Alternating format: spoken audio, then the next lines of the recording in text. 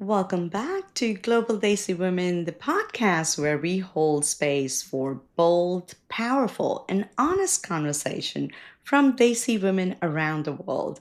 I'm your host, Arti Solanki, a business coach, a real estate broker, and an author of Hindu rituals. Today, I'm so excited to welcome Shunali Kullar Shraff, an accomplished author, columnist, and a speaker known for her witty and thoughtful take on modern Indian life, parenting, feminism, and pop culture. She's the author of Love in the Time of Affluenza and Battle Hymn of Bewildered Mother, both wildly loved for their satirical yet meaningful look at urban society and womanhood. Her work has appeared in top publications like Vogue, Elle, Mint Lounge, and Condé Nast Traveler. And if you love podcasts as much as I do, then you may have heard her as a co host of Not Your Auntie alongside Kieran Mineral, where she brings real talk with a fresh voice.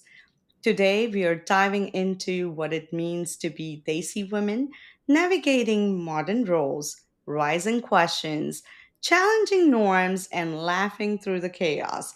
So let's grab a cup of chai and get started. Welcome to Global Desi Women, Shunali. We truly appreciate your time.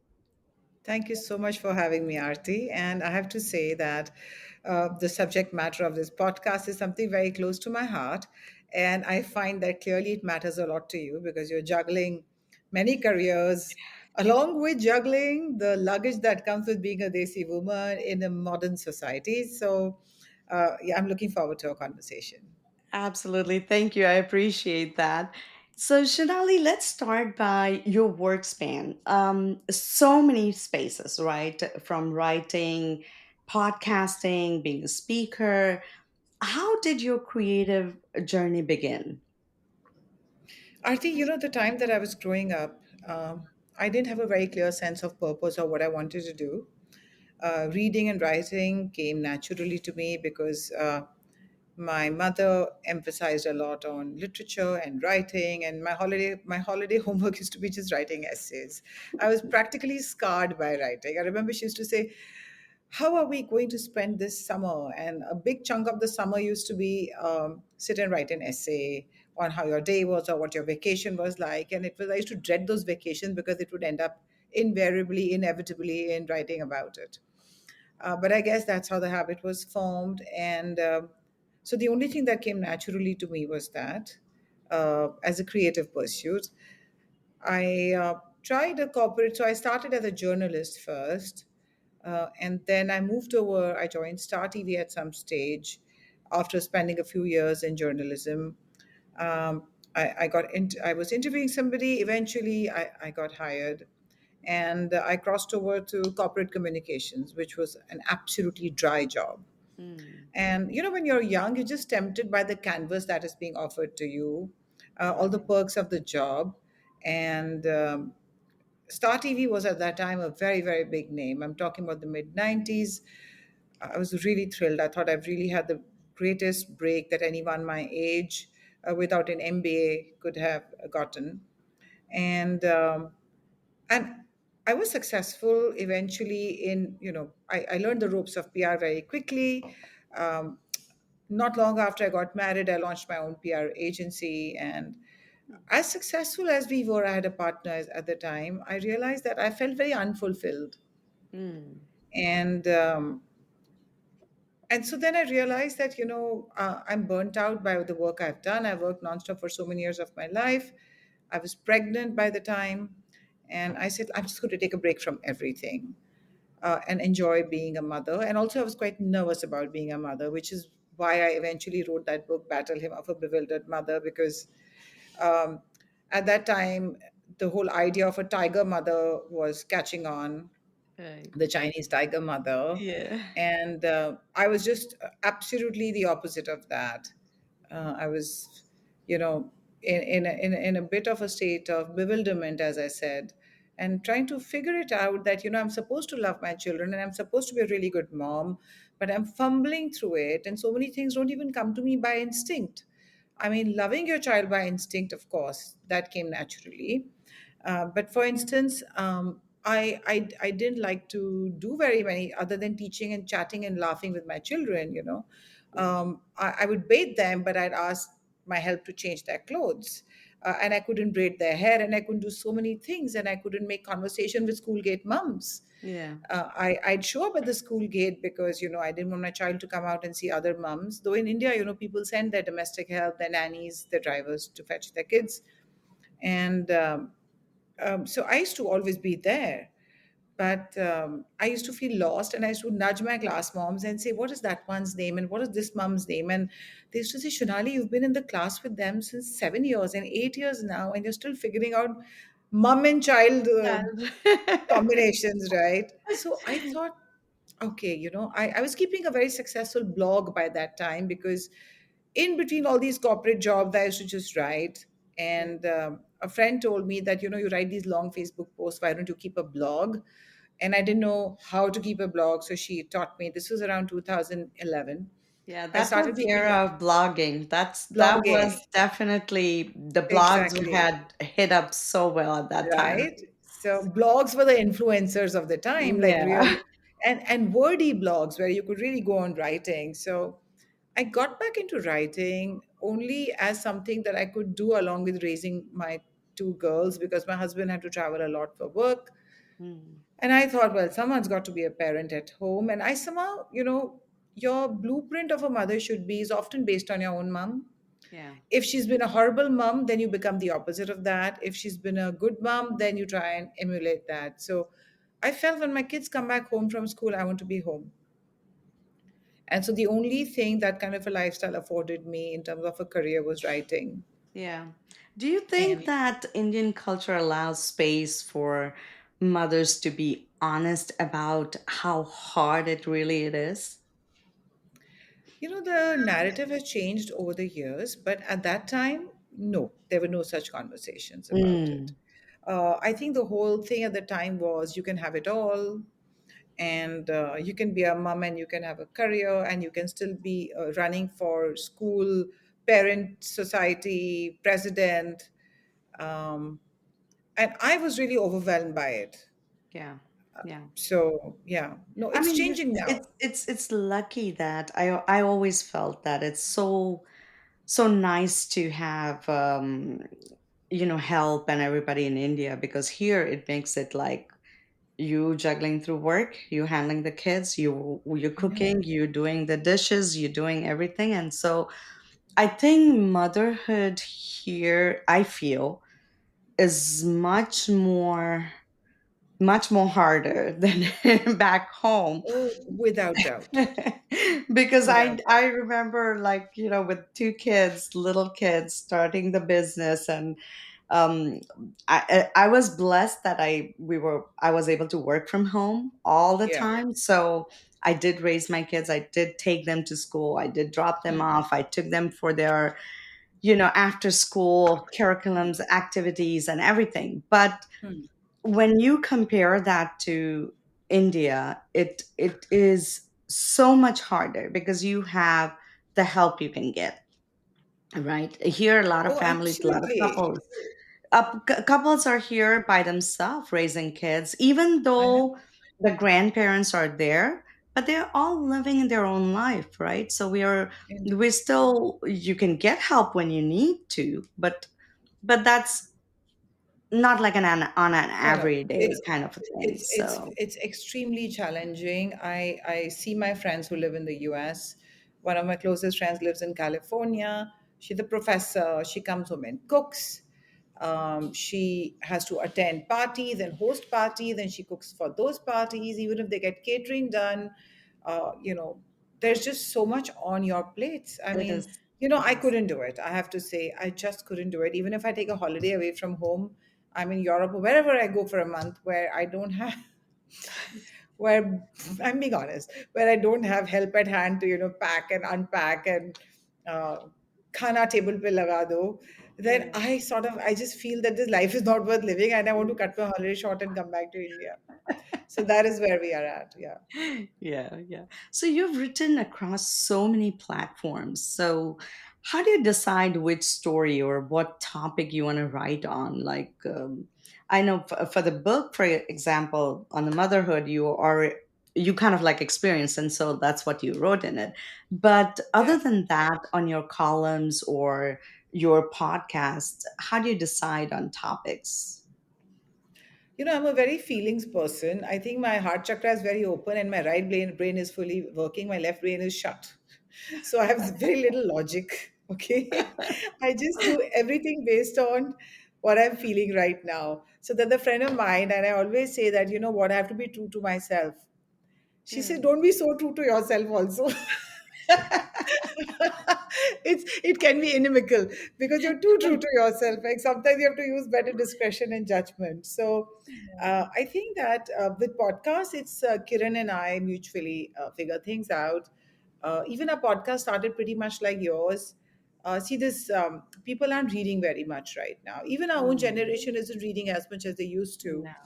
Everybody's on social media trying to, catch up with the week's news Yeah. or the day's news Yeah, I've been on on different social medias. audiobooks for last couple of years, and I was telling my daughter that I put a pause on my audiobooks, and I said, because I love reading books.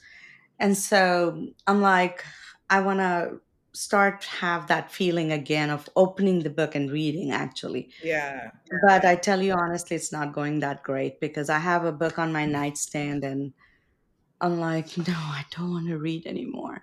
So yeah. I think listening, and that's why podcast also is growing, is because of that reason. Because we Our are eyes are more, tired. yeah, I yeah, think we are tired. We absolutely. are, we are watching so much. So even my eyes are tired and I don't read as much any longer. My concentration span's been hit severely. And so I have some books on Audible as well. I can read things in small form, a short format. I cannot read long reads like a lot of New York Times stories that say long read or the Atlantic. I just can't do long read. Yeah, yeah. Yeah. I hear you. I totally hear you. I'm the same thing. And I feel kind of bad about it because I used to be the person that if the newspaper or magazine or something comes and if it's in my hand, I won't Mm-hmm. let go of it until the whole thing has been read. Like completely. I was that kind of a person. And I was like, now I feel bad because I'm not doing that. And honestly, of course, time permits too. And that's why Audible has become my lifeline because Yeah. I can listen to books when I'm walking my dogs or I'm Yeah. doing my chores or I'm cooking. I can still listen to the books and I feel Correct. at least I feel like I'm listening, No, I'm no, getting my a lot of books. my writer friends are listening. A lot of my writer friends nowadays have taken to Audible because it gives their eyes a little break and you can do it along, you're on the treadmill and you're listening to something. Yeah. So Yeah. there you are. Yeah. Yeah. Yeah. But the only part is that I personally experienced one time I was listening to a very emotional book and I was walking with my dogs and I was tearing up and I think people walking by were like, what's going on with this girl? So in that sense, it's really bad, but it That's was kind of funny. funny. I came home and I told my husband, I said, oh my God, I can't That's believe this. quite funny. I was, Also, if people can't see your earphones or yeah, anything yeah. over them, they just think you're a lunatic. I'm crying with my dogs, with my, No, it's happened to me. Sometimes I'm laughing while walking because yeah, of this. I'm listening to something funny, and yeah. I've had people stare at me because imagine somebody's walking and just laughing by themselves. Yeah. Yeah. But I've loved my audiobook so far. I think I have to get back on it without making a But you know pause what they on say, it. Arti, that firstly, I don't know how Audible compares in terms of mind recall over, say, reading, but I read on Kindle as well, and I read um, print as well, real print, Right. um, on paper. And it seems that what you read on paper, your mind remembers much better Better. than what you read digitally. And therefore, from all the books that are on my Kindle, if you were to pick one and ask me anything about it, I'll just have a very vague recall Yeah. versus what I read on paper. Yeah. And So, also your visualization. So for yeah, me, when I used to read the books, actually read the books, it would take me to another world of visualization, right? yeah. But when you listening to the books, you do visualize, but not to the extent because it also Because it's matters, moving faster. It's also right? faster. and Yeah. and the voice that you're listening to at, right? Mm. So it depends on whose voice it is. And there are books that are really nice books, but the voice kind of kicks off, and so then you're Yeah. like, I'm not feeling that book. So Yeah. those are a little bit of the flaws there. Sure. Yeah. So in what ways do you feel Indian women today are reshaping the conversation, especially around marriage, motherhood, and also self-expression? Hmm. See, I think the first thing is that marriage isn't as sacrosanct in India as it used to Mm, be. And I don't know if if my words resonate with you. I find that diaspora women who are living outside of India are often um, more culturally a few years behind us mm, because and in both good ways and bad. I don't mean it necessarily as a pejorative expression. right, In India, divorce has become very common because women feel that if they're not happy, they deserve better, right. and better can sometimes be just your own company. So it's getting normalized. Mm-hmm. um, what is also getting normalized is the fact that financial freedom, a lot more women today are working, though I think traditional roles, and people always accuse me and say, oh, you come from a privileged society, so your India is different. Of course, but the fact is, I can only speak for what I see and feel and hear in my circle. If I were Right, to speak about somebody who lives in a chawl, then I'll be accused of appropriation, and I'll be accused of, giving right, reductive messages about people's lives that I personally haven't experienced. correct. So I think financial autonomy, at least in professional circles, has really changed everything for women, because when you can pay your own bills and you can pay your own rent, then it gives you the courage and the power to walk out. Yeah, Uh, Even in smaller towns, the system of joint family has it no longer exists to the extent it exist. used to, Yeah, right? yeah, And there are pros and cons to that, because the pros is that your kids grow up around uncles and aunts and they're more accommodating and they feel more loved at all times. yeah, But the cons have been that as a woman, you never really have your own home until your, mom-in-law moves on to the next realm, yeah, yeah, right? yeah, So I think women, now that they're living in nuclear homes, they have a greater say in their own lives. yeah, And social media has brought voices into their bathrooms and bedrooms, because you're reading women talk about menopause, for example. Oh my yeah, God, how many of us are talking about menopause in India now compared to how things used to be, right? yeah, And social yeah. media has bridged that gap. I remember that not very long ago, there was a time when if a woman was on a period, she would just say, oh, it's that time of the month. Or there would be some Yeah. ambiguous term used as if being on a period was a It was crime. so bad as if it It was was something like, to be oh, embarrassed about, right? yeah, yeah. Yeah. And I remember I used to have a friend who used to say, my friends are visiting me, because we used to call it chums. Ah, Okay. And what kind of euphemisms we've used for these kind of things. And yeah. now we all understand it's a part of your biology. And there's really no need And to be I agree ashamed to of it. this. It's nice to hear this because I remember growing up where it was like, oh, you don't have to say it out loud. I Yeah. was in a convent school, and we were all girls school, and yet it was not as normalized, you know? Yeah. It was Right. like, oh, it was like a hush hush thing, like you have your Yeah. periods, it's a hush. Why is that? It's I don't know why it was stigmatized. For what? for what reason? I still didn't understand that. And I still have my female staff at home.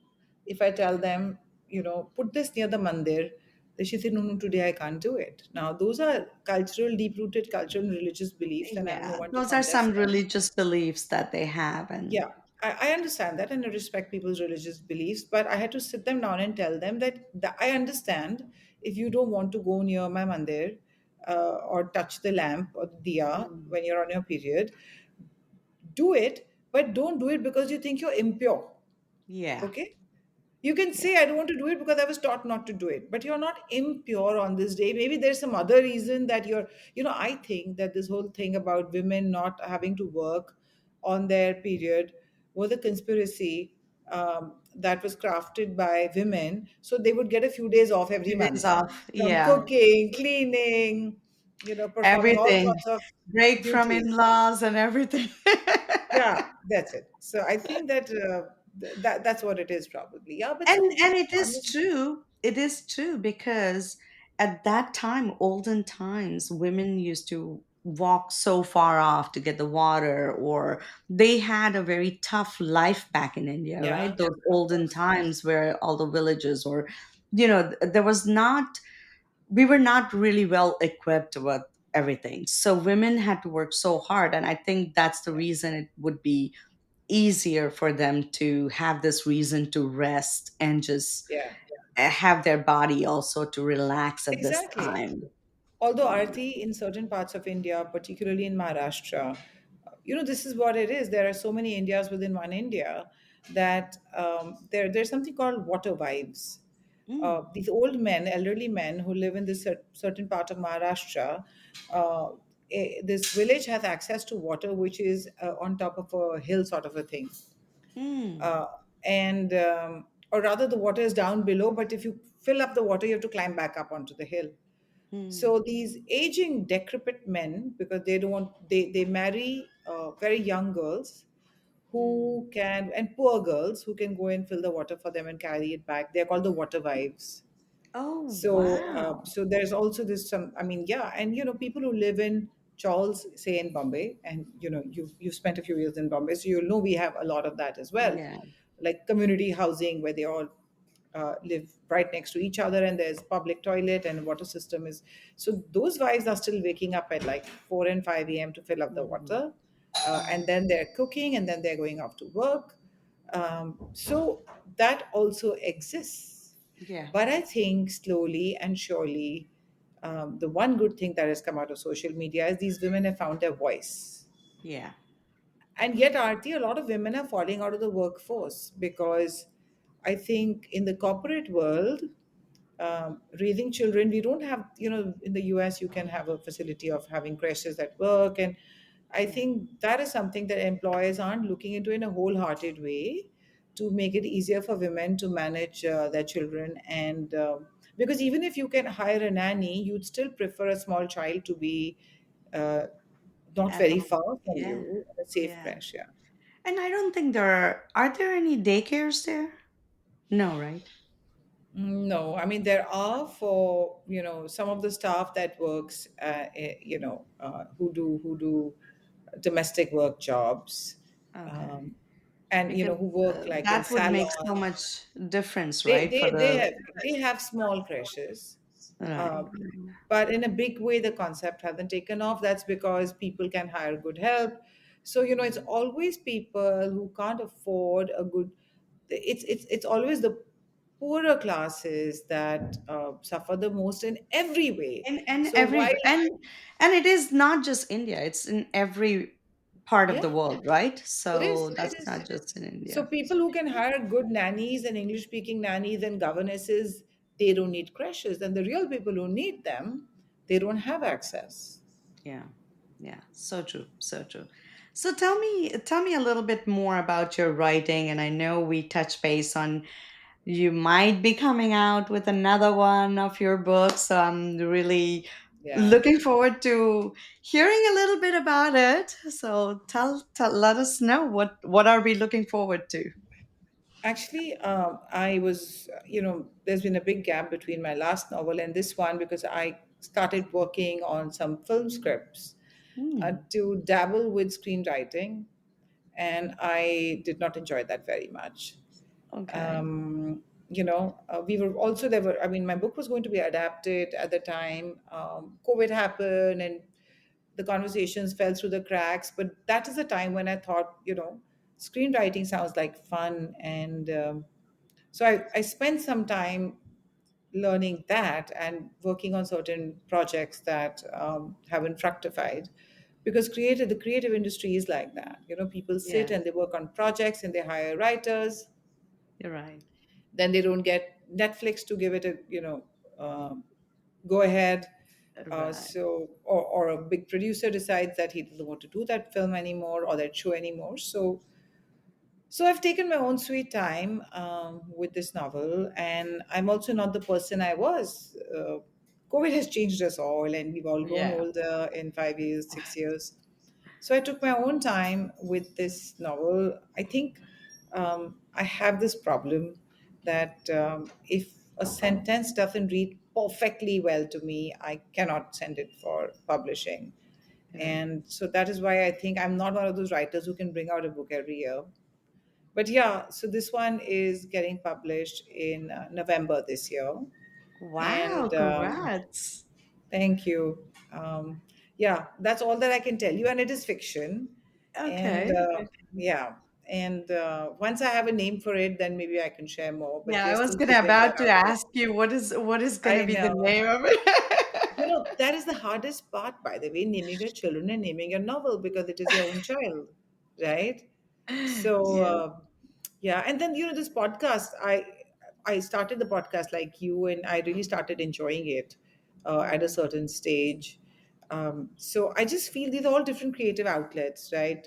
Yeah. Uh, Even And posting on it is a Instagram is a way creative of exercise. connecting, right? It is a way of connecting. And not only that, but I honestly, for me, every person that comes on the podcast, they inspire me because you all come with so much experience and stories and your wins. And it really, at the end of the day, I feel like if anything, it's helping me grow. So Yeah. again, appreciate every single one of all my guests, and I appreciate you for coming and saying all these things Thank because you.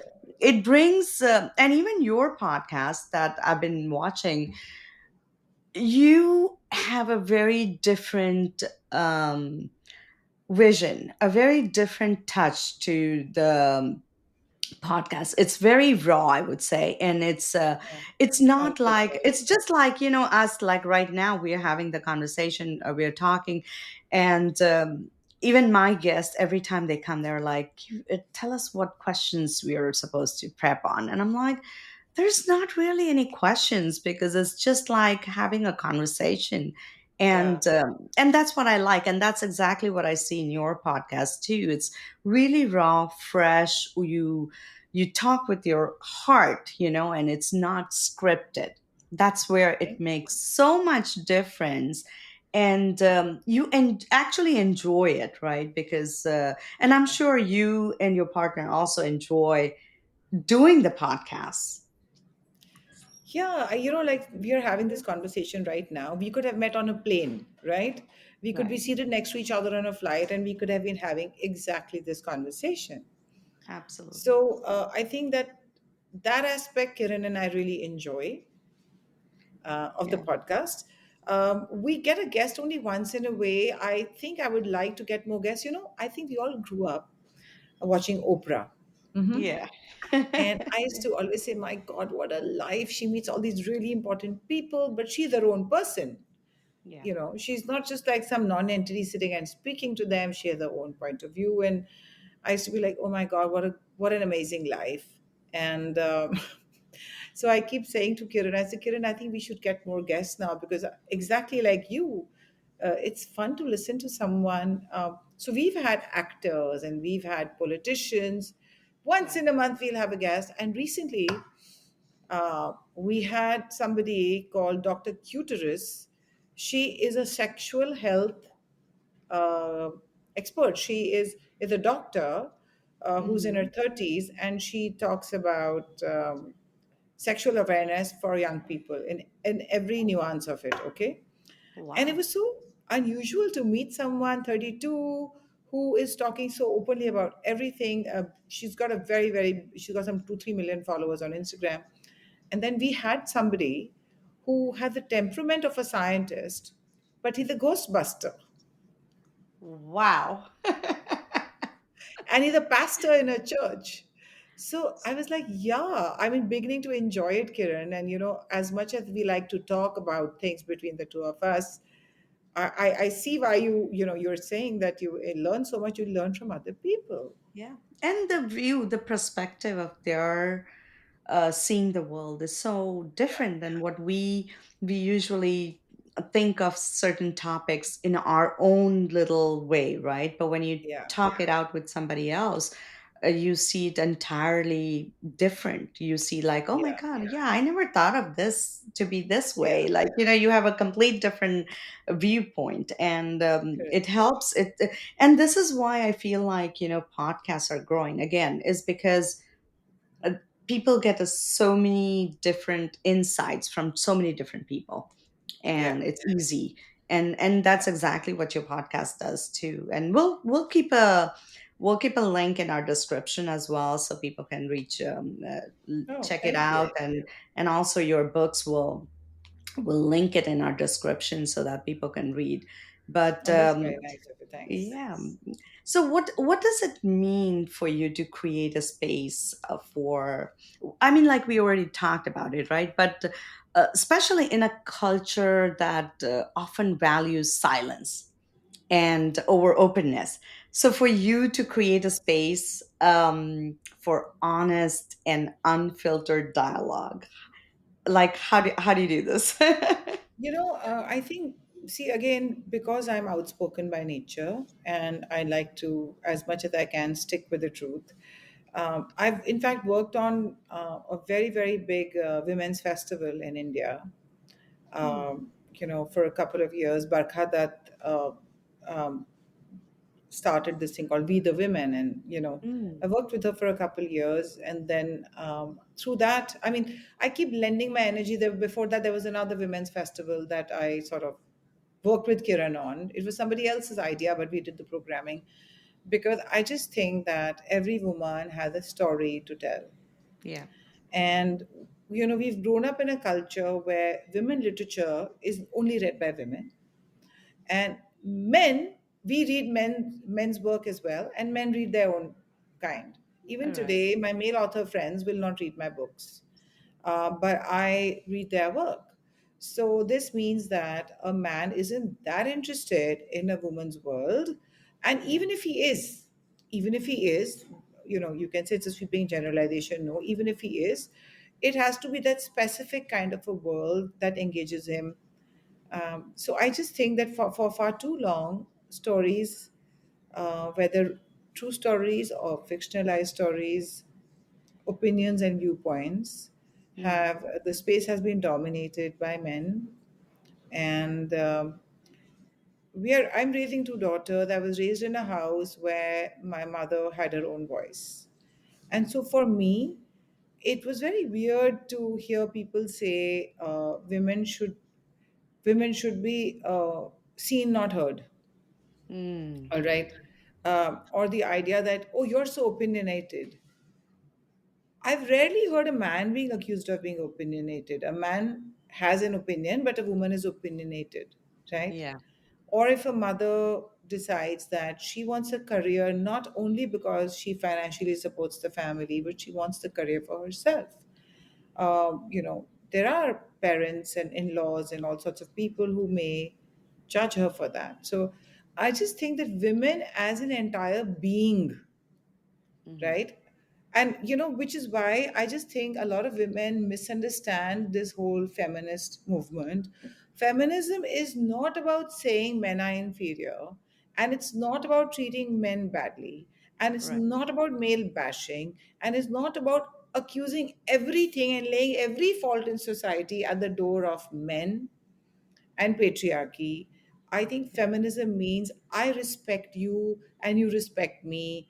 I give you a seat at the table. I want a seat at the table. That's it. Yeah. Absolutely.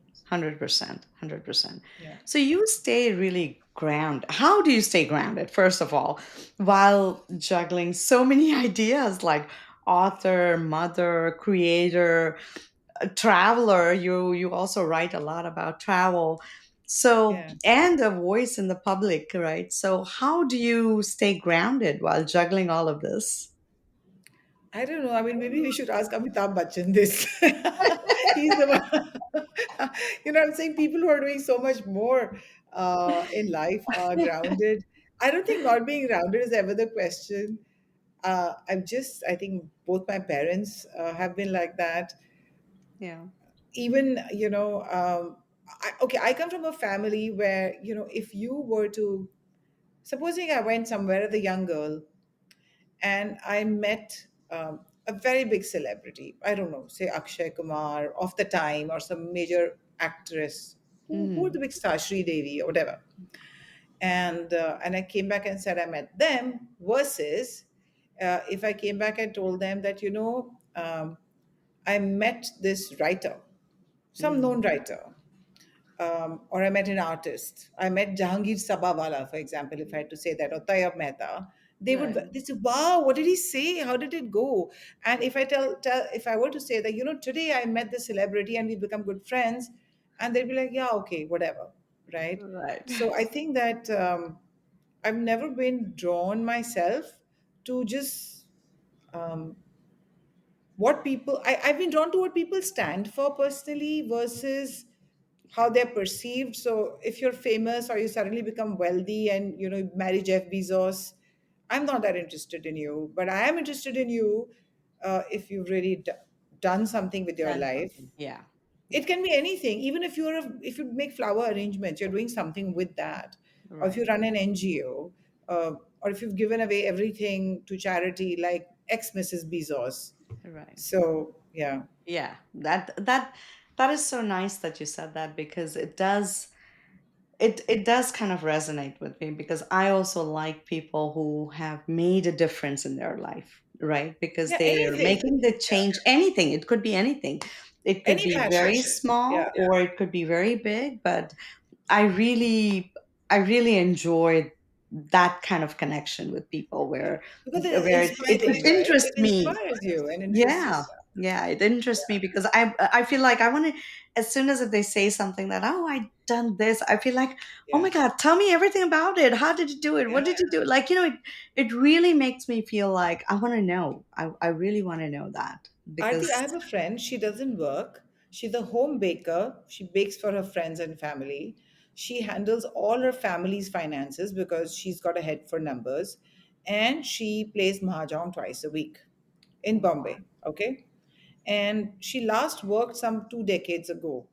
But it's even that kind of a life, Yeah, she may not be technically making a difference in the way that we literally mean it, but I just speak to her and I learn about how she, it's so easy to write somebody off and say, oh, she's just a housewife, yeah, right? yeah. And I Cut kind of through. like hate that word, just a housewife, because I know. it's not just a housewife, because a housewife, it may be different the way it's in India, but here a housewife meaning it's a 24/7 maid. We do I everything. know. I know. I know. Everything. Yeah. So Yeah. I really don't like the term just a housewife. I feel like women who are Yeah. homemakers Yeah. are they do a lot more than anybody. They So do. I actually have a lot of respect for the women who Yeah. are homemakers. They're doing excellent. They're really I doing think the excellent. only thing is, Arti, that we all have some interests and passions in life. And some of us get so wrapped up raising our kids that we forget about them. And then the kids up and leave or marry or move away. And that's when it hits you, right? That what did I do for myself?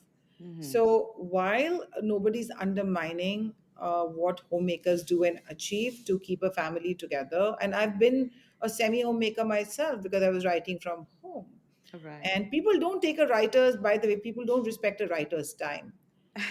It's I like, I feel like it's a lot, because um not only just writing part, but researching part of Yeah, what you have to write. It takes yeah, the major time and effort. And I've gone to a couple of book signing events for the authors, and I've heard their stories, and I feel like, oh my God, this is so yeah. touching. It's hats off to all the authors out there. They do a lot of work to publish a book, and people, like you said, they should really appreciate it. Yeah. Yeah, no, so I think people just think you're writing from home. So all you're doing literally is just like eating, drinking coffee with carrot cake. It's not that, right? I mean, in India, because we have other people to do things for us. Um, People assume that, but it's a lot more than that. I mean, writing is also just because I'm not going to an office, or like you do your podcast from home, right? Just because you're not going into an office space doesn't mean you're not working. But having said that, I just feel that, yeah, the one thing we all should do as women really is to find our passion, whatever it is: cooking, baking, Yeah.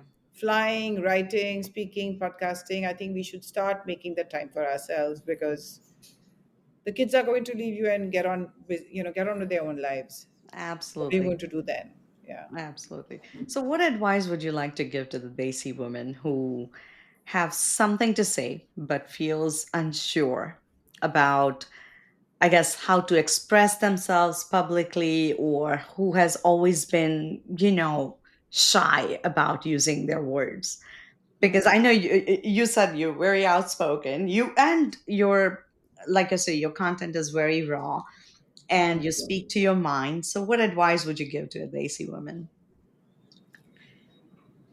I think the first thing is we have to get over the fear of being judged.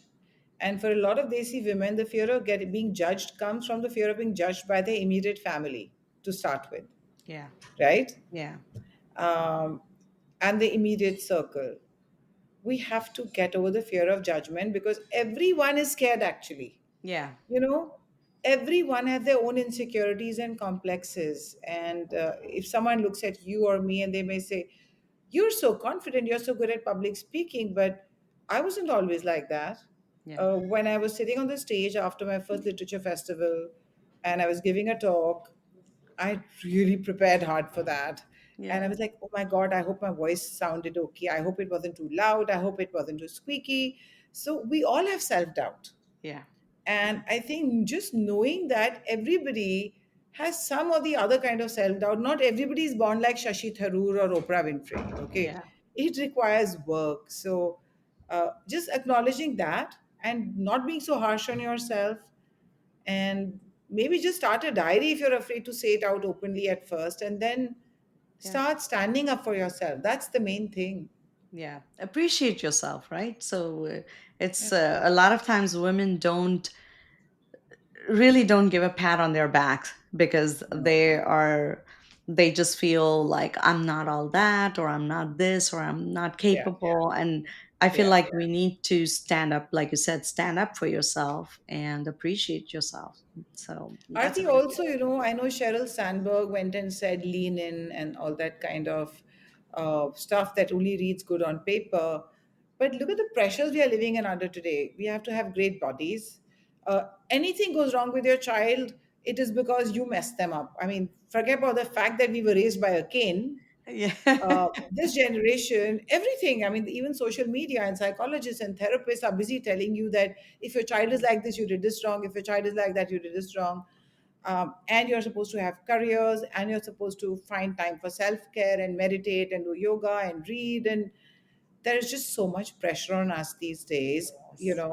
that I think in some ways the more we try and emancipate ourselves, the more we are actually getting pulled back and hamstrung. Of Yeah. course, you're going to drop the ball somewhere. If the other day I walked into my daughter's school and I said, oh my God, she's leaving for university next year. The older one's already away. And I said, I wish I was a more involved school mother, because I didn't realize this time will fly past so quickly. Because there are mothers who are very active with school, Yeah. and I used to just go and be sort of in my own my I was in, like, my head was in the clouds.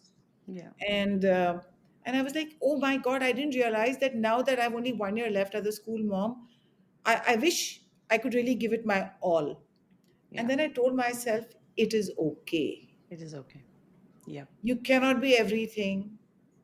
yeah, You, it is fine.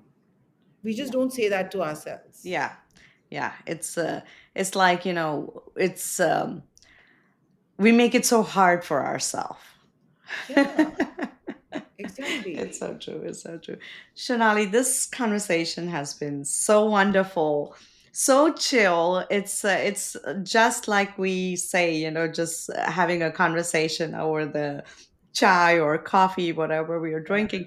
But it has been lovely, lovely talking to you, and thank you for bringing your truth, your humor, your clarity to the conversation. And it's a gift to hear from women who are not just observing the world, but shifting how we speak about it. And to all our listeners, I hope this conversation inspires you to embrace your voice, your own story, and create a space for others to do the same. So, thank you again, Shonali, for being on our Thank you, podcast. Arti. And It's been wonderful speaking with you. thank you. Yeah. And don't forget to check out Shonali's podcast that's called Not Your Auntie. We will put that in our description box below. And if you've loved this episode, please don't forget to subscribe, leave a review, and share it with your friends or anyone you think needs inspiration today.